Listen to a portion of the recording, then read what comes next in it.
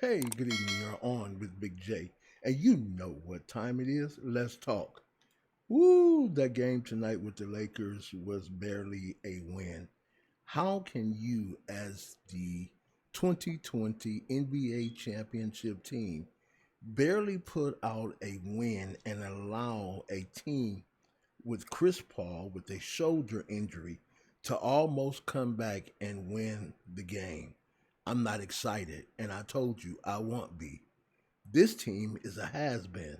Last year is over with, and they're trying to recapture something that does not exist. I need you to understand tonight that Phoenix outplayed the Lakers, but there was something different if you're familiar with plus minus. And we're going to go over that in a minute. Let me say salute to all those who are part of the Big J community. We really appreciate you. Those who always show up, those who always like, those who always comment. You're making this page and this channel. Shout out to my partner D Mac. What's up, D Mac? All right, big man. Nice show today, brother. Great show, amazing show. It's always gonna grow when you tell the truth. Never worry about the numbers. Just do what we do, and that's tell the truth about sports, news, and information. All right, so let me get back to this Lakers team.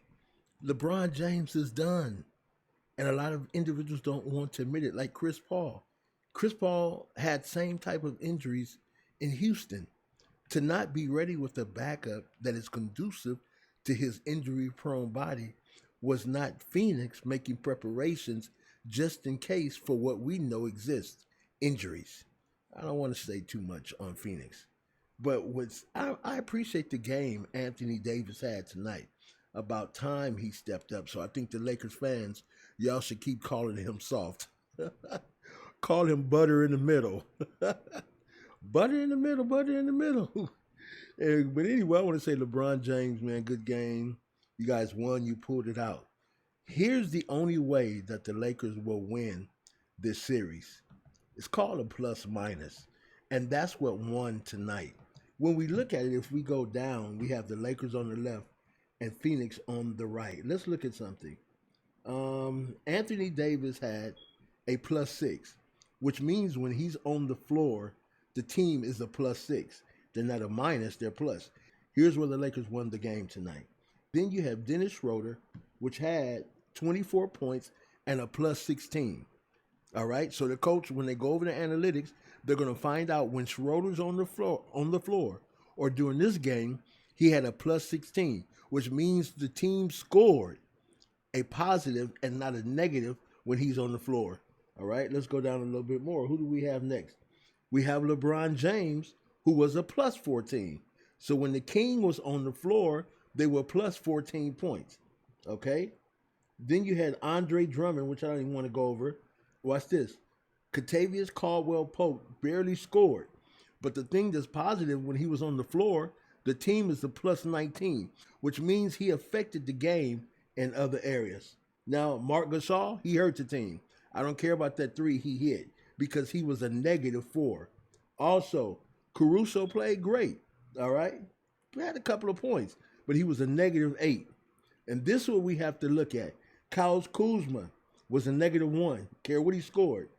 Then you have THT. He was minus 6.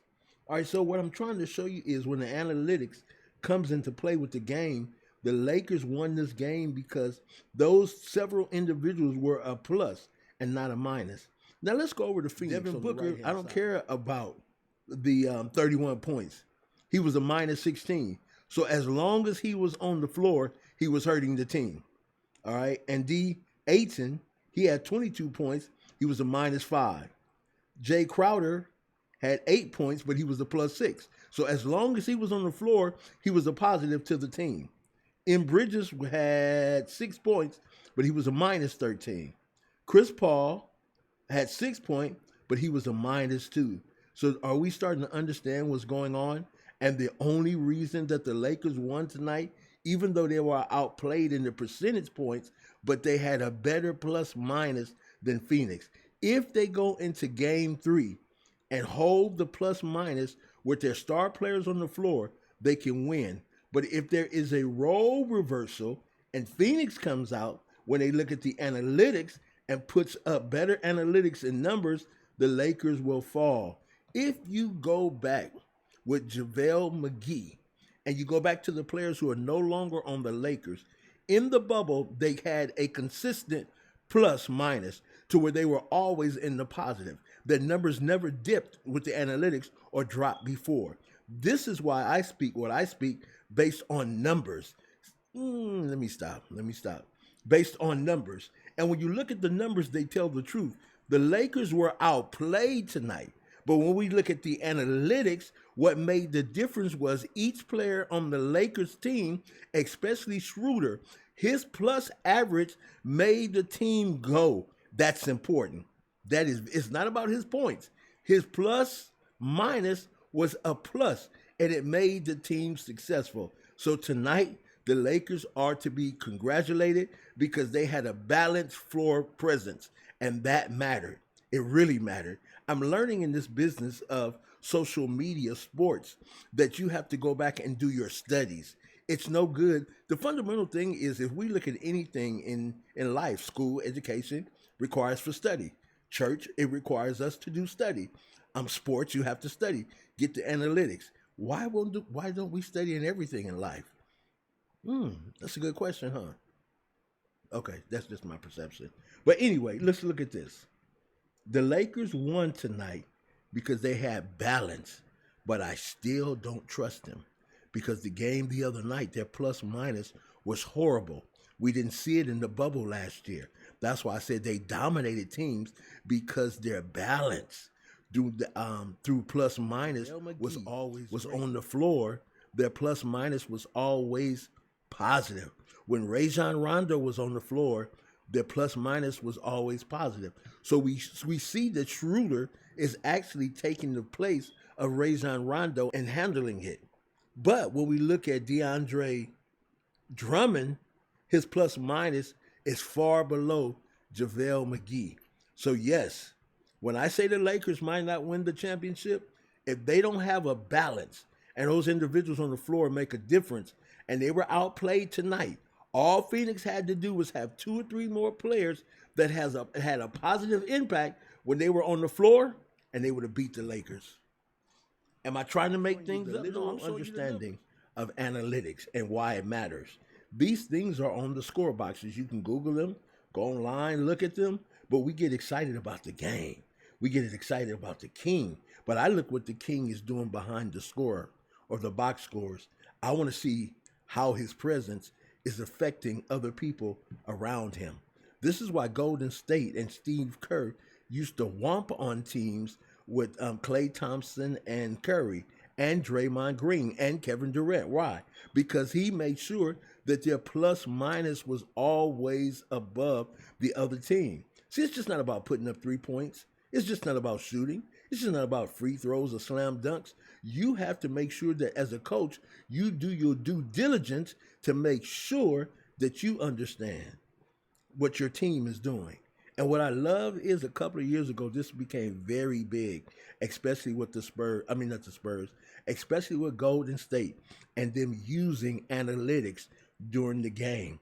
This is why Steve Kerr was able to select who should be on the floor in crunch time and who shouldn't be on the floor based on analytics. They do matter because if you have a player who's a -6 but has 30 points, he's about himself. He's not helping the team. But if you have a player who has 6 points, which is a +20, then guess what? This is what made Lonzo Ball an amazing player with the Lakers. There were just some things missing because his plus minus, when he was on the floor, the team was better, whether he had 20 points or not. So guess what?